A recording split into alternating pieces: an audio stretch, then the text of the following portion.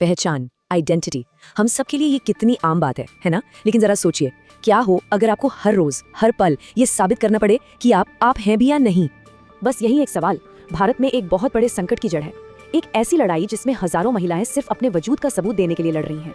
तो आज हम इसी लड़ाई की तह तक जाएंगे। पहले समझेंगे कि ये पहचान की लड़ाई आखिर है क्या, फिर मिलेंगे उन लोगों से जो इस संकट से जूझ रहे हैं, जानेंगे कि ये सब शुरू कहाँ से हुआ और कैसे एक के बाद एक मुश्किलों ने हालात को बद से बदतर बना दिया, और आखिर में हम देखेंगे कि इस सब से बाहर निकलने का रास्ता क्या हो सकता है।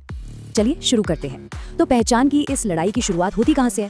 इसका जवाब एक बहुत ही मामूली सी चीज में छिपा है, कागजात। मामला शुरू होता है SIR इनिशिएटिव से। ये चुनाव आयोग का एक नेशन वाइड ड्राइव है जिसमें नागरिकों को अपने परिवार का कोई दस्तावेज दिखाकर वोटर लिस्ट में अपना नाम कंफर्म कराना होता है। सुनने में तो बड़ा सीधा साधा लगता है, राइट? लेकिन सोचिए, क्या हो अगर आपके पास दिखाने के लिए कोई कागज ही ना हो। हम में से ज्यादातर लोगों के लिए ये शायद थोड़ी सी परेशानी होगी, पर सोनागाछी की सेक्स वर्कर्स के लिए ये उनकी पहचान पर ही एक बहुत बड़ा सवालिया निशान है।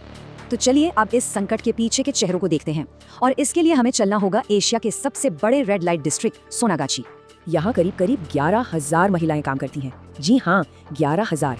इनमें से कई रजिस्टर्ड वोटर भी हैं, पर आज उनके सामने एक लगभग नामुमकिन सा चैलेंज रख दिया गया है।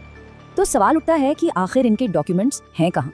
देखिए, सच तो ये है कि इनमें से ज्यादातर के लिए डॉक्यूमेंट्स बनवाना या उन्हें संभाल कर रखना कभी मुमकिन ही नहीं था। कई को तो बचपन में ही तस्करी करके यहाँ लाया गया, उनका कोई रिकॉर्ड ही नहीं है। कुछ को सेक्स वर्क में आने के बाद परिवार ने छोड़ दिया। कईयों के पास तो दशकों पुरानी अपने माँ बाप के कागजात तक नहीं है, और जो बच्चे यहीं कोठों पर पैदा हुए उनकी तो कोई पहचान ही नहीं बन पाई।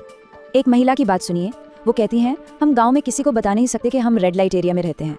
मेरे वोटर ID पर जिस आदमी का नाम है वो मुझे छोड़ गया। मेरे पिता बचपन में ही गुजर गए थे, कोई कागज कभी बना ही नहीं। ये सिर्फ एक कहानी नहीं है, ये हजारों की सच्चाई है। ये सिर्फ कागज की लड़ाई नहीं, ये एक मानवीय त्रासदी है। लेकिन आखिर ये महिलाएं इस हाल में पहुंची कैसे?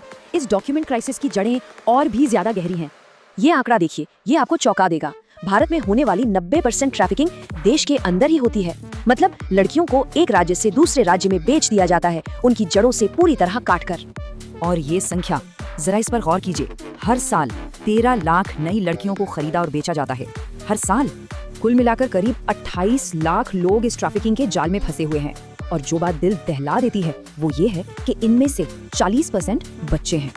तो अब आप समझ रहे होंगे, ये जो पहचान का संकट आज खड़ा हुआ है, ये कोई अकेली घटना नहीं है। ये तो उन पर हुए अनगिनत हमलों की कड़ी में बस एक और हमला है। याद कीजिए, पहले नोटबंदी हुई, तब ग्राहकों ने पुराने नोट थमा दिए और इनकी सारी कमाई बेकार हो गई। फिर आया कोविड लॉकडाउन, रातों रात आमदनी बंद, भुखमरी, दवा की कमी और मकान मालिकों की धमकियां। और अब ये SIR इनिशिएटिव। जब भी देश में कोई बड़ी मुसीबत आई है, सबसे पहली और सबसे गहरी चोट इन्हीं लोगों को लगी है। लॉकडाउन के टाइम जब सरकार राशन बांट रही थी तो इन्हें वो भी नहीं मिला। क्यों? क्योंकि इनके पास ना आधार कार्ड था, ना कोई परमानेंट एड्रेस। सोचिए, सबसे मुश्किल समय में उन्हें बिल्कुल अकेला छोड़ दिया गया। और यही सब हमें एक बहुत बड़े सवाल पर ले आता है, कानून और समाज इन्हें आखिर देखता कैसे है? क्योंकि असली पेंच यहीं फंसा हुआ है। देखिए, भारत का कानून इस मामले में बड़ा कंफ्यूजिंग है। कानून के हिसाब से अगर कोई वयस्क अपनी मर्जी से सेक्स वर्क करता है तो वो गैर कानूनी नहीं है, पर कोठा चलाना, ग्राहक बुलाना या सेक्स वर्क की कमाई पर जीना, ये सब गैर कानूनी है।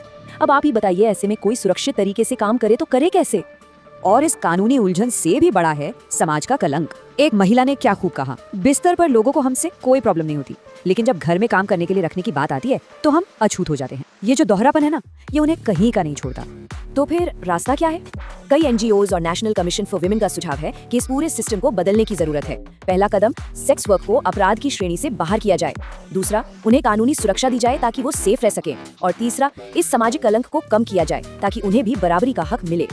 और ये सिर्फ अधिकारों की लड़ाई नहीं है, ये जिंदगियां बचाने की बात है। डेटा बताता है कि अगर सेक्स वर्क को डीक्रिमिनलाइज कर दिया जाए तो अगले 10 सालों में नए HIV इन्फेक्शन के मामलों में 46% तक की कमी आ सकती है।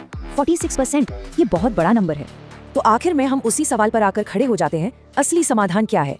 क्या सिर्फ कानून बदलने से सब ठीक हो जाएगा, या फिर असली बदलाव तब आएगा जब समाज अपनी सोच बदलेगा?